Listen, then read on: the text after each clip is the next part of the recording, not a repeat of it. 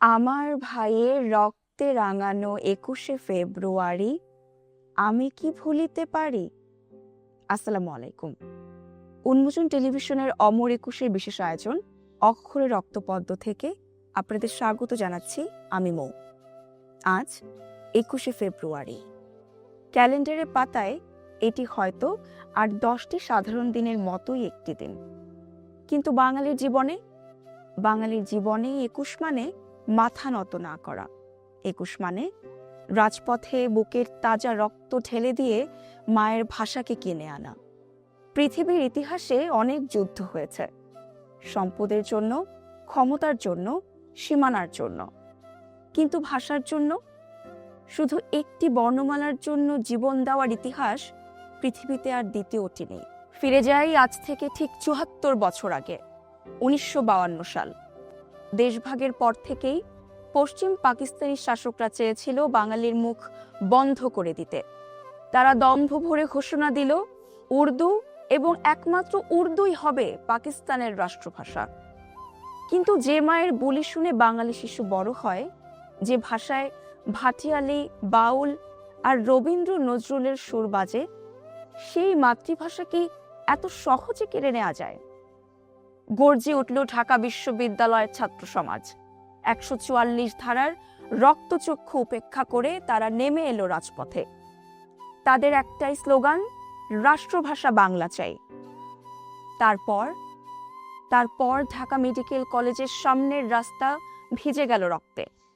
সালাম, বরকত, রফিক, শফিউর, জব্বারের মতো তরুণেরা বুকের বোতাম খুলে দাঁড়ালো বুলেটের সামনে। তারা রক্ত দিল, কিন্তু আমাদের অ, আ, ক, খ বর্ণমালাগুলো ছিনিয়ে নিতে দিল না। ৫২ সেই শোক আজ আর শুধু আমাদের নয়।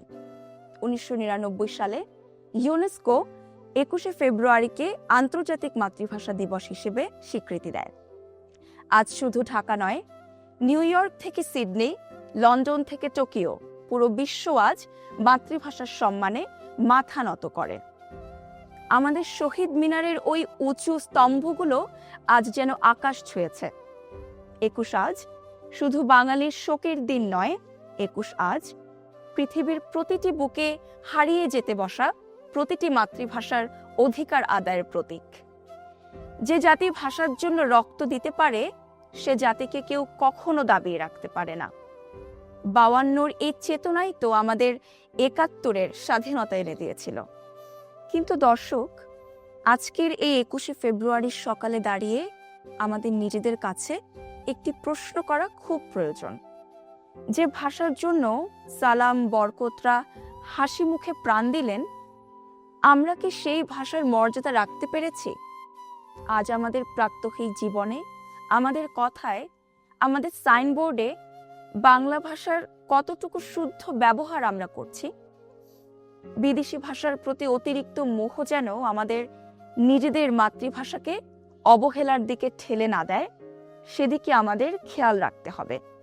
মনে রাখবেন, ভাষা শুধু যোগাযোগের মাধ্যম নয়, ভাষা হলো একটি জাতির পরিচয়, একটি জাতির আত্মা।